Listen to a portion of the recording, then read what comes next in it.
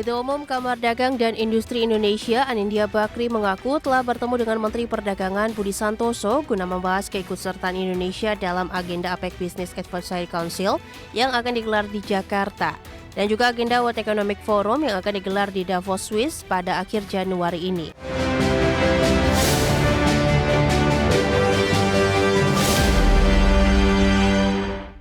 Pemirsa, Kamar Dagang dan Industri Indonesia mendorong pemanfaatan pertemuan Asia Pacific Economic Cooperation Business Advisory Council sebagai momentum strategis untuk memperkuat dan memperluas perdagangan Indonesia dengan berbagai negara mitra.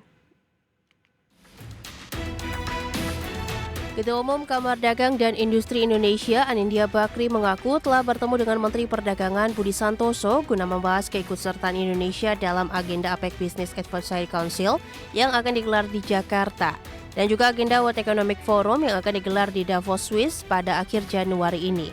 Anindya Bakri mengatakan dengan keikutsertaan Indonesia di dalam agenda yang melibatkan negara lain diupayakan akan mendatangkan investasi yang dapat menumbuhkan perekonomian di tahun 2026. Perekonomian Indonesia di tahun 2026 pun diprediksi akan berada di kisaran 5,4% hingga 5,5%. Pertumbuhan secara umum kita berpikir angkanya di sekitar 5,4-5,5% juga. Ya. Tentu ini semua akan datang dari berbagai macam hal, termasuk perdagangan itu sendiri. Ya. Jadi salah satunya misalnya selain perdagangan tadi kan ada investasi. Minggu depan kita akan ke World Economic Forum Davos, mendampingi Pak Presiden. Di situ juga kita bersama Kementerian Investasi ingin menarik sebanyak mungkin animo untuk investasi. Anindya menambahkan beberapa program pemerintah yang saat ini sedang dijalankan seperti Koperasi Merah Putih, Rumah Murah, hingga program makan bergizi gratis yang berpotensi mendorong tingkat pertumbuhan perekonomian. Dari Jakarta, Riki Anwardi, IDX Channel. Menargetkan jumlah kunjungan wisatawan mancanegara pada tahun 2026 mencapai 16 juta hingga 17,6 juta kunjungan. Untuk mewujudkan target tersebut, pemerintah memperkuat sejumlah pilar utama, salah satunya akselerasi infrastruktur dan konektivitas. Pemerintah menargetkan jumlah kunjungan wisatawan mancanegara pada tahun 2026 mencapai 16 juta hingga 17,6 juta kunjungan. Angka ini menunjukkan optimisme pemerintah setelah tren pemulihan yang kuat di sektor pariwisata sepanjang 2025. Menko Bidang Perekonomian Erlangga Hartarto mengungkapkan, sektor pariwisata telah menunjukkan kinerja positif dengan kontribusi terhadap PDB sebesar 3,96% pada kuartal ketiga 2025.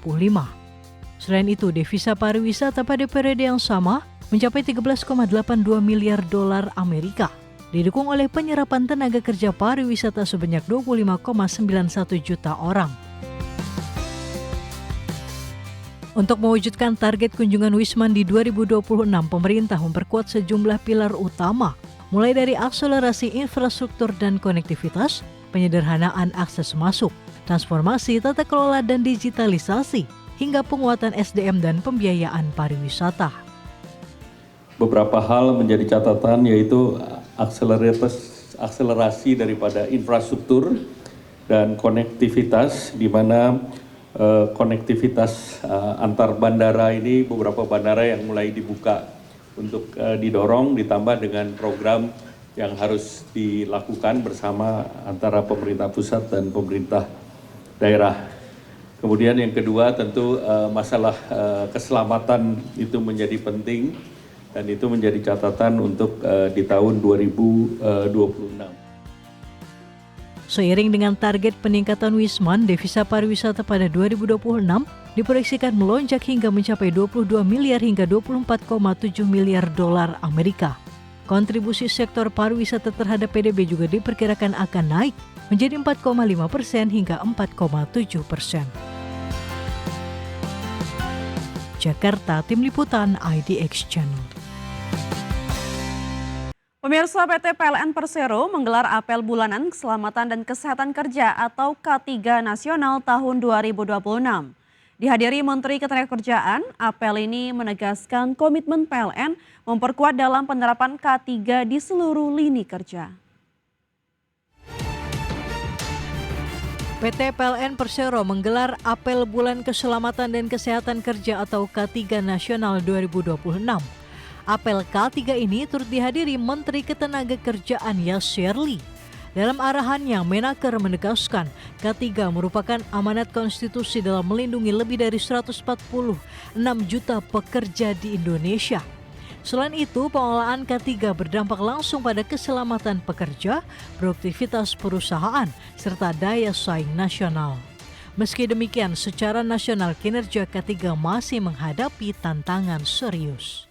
Jadi kita ingin tahun 2026 ada 3 kata kunci, 4 ya. Ada ekosistem yang ingin kita bangun, profesional. Kami ingin memberikan layanan yang semakin lebih baik. Ya, ada isu terkait dengan integritas, ini menjadi PR, kita terus perbaiki proses layanan kita.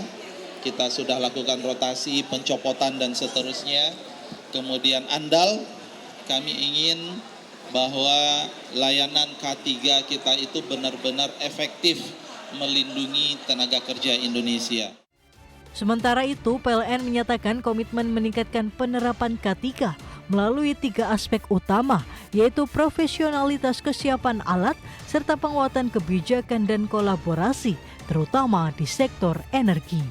Berdasarkan tadi arahan dari Pak Menteri, bahwa di tahun ini kita akan menjalankan 3 aspek dasar yang harus diperbaiki, yaitu profesionalitas, kemudian juga andal, dan kolaboratif. Kami di PLN siap, Pak Menteri, untuk menjalankan dan mendeployment kebijakan ini dan arahan ini.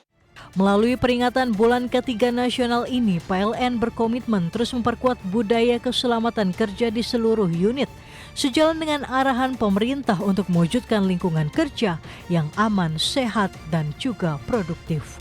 Jakarta, Ade Firmansyah, IDX Channel. PT Petrosi Tbk atau PTRO optimistis menghadapi tahun 2026 meskipun langkah korporatnya belakangan ini ditandai oleh serangkaian akuisisi strategis. Perusahaan kontraktor sekaligus penyedia jasa engineering, procurement, construction, dan mining service ini menyatakan bahwa ekspansi melalui akuisisi bukan sekedar memperbesar jaringan usaha, namun menjadi sarana untuk memperkuat kapabilitas dan portofolio bisnis di tengah persaingan industri yang semakin ketat. PT Petrosi Tbk atau PTRO optimis menghadapi tahun 2026 meskipun langkah korporatnya belakangan ditandai oleh serangkaian akuisisi strategis. Manajemen menekankan bahwa Petrosea tetap memiliki ruang untuk mencetak kinerja positif tahun ini dengan dukungan pertumbuhan proyek di berbagai segmen layanan. Perseroan menyampaikan bahwa sejumlah akuisisi yang dilakukan akan memperluas basis klien serta menguatkan kehadiran perusahaan di proyek strategis nasional maupun internasional. Beberapa anak usaha dan unit layanan baru yang diambil alih diproyeksikan dapat saling melengkapi kemampuan teknis serta jaringan operasional Petrosea. Kombinasi ini dipandang sebagai strategi jangka panjang yang diharapkan dapat meningkatkan produktivitas serta membuka peluang pendapatan baru di segmen yang lebih luas. Lebih lanjut, Petrosea mengungkapkan bahwa meskipun ada tekanan biaya dan tantangan makroekonomi, proyek-proyek infrastruktur serta pertambangan di dalam negeri masih memberikan peluang pertumbuhan kinerja. Permintaan layanan pertambangan yang tetap tinggi serta proyek green energy diprediksi menjadi motor penggerak baru bagi pendapatan perusahaan. Di sisi lain, beragam akuisisi tersebut juga memperluas eksposur perusahaan ke lini bisnis baru yang dapat mengurangi ketergantungan pada satu segmen industri tertentu. Dengan strategi ekspansi melalui akuisisi yang gencar, Petrosea tetap optimis dapat menunjukkan kinerja positif sepanjang tahun 2026. Fokus utama perusahaan adalah memadukan pertumbuhan organik dari proyek-proyek besar dengan sinergi yang dibawa oleh anak usaha baru yang diakuisisi. Meski tantangan makro dan pasar global tetap ada, Petrosea percaya kombinasi strategi bisnis dan efisiensi operasional akan membantu mempertahankan momentum kinerja yang kuat. Berbagai sumber IDX Channel.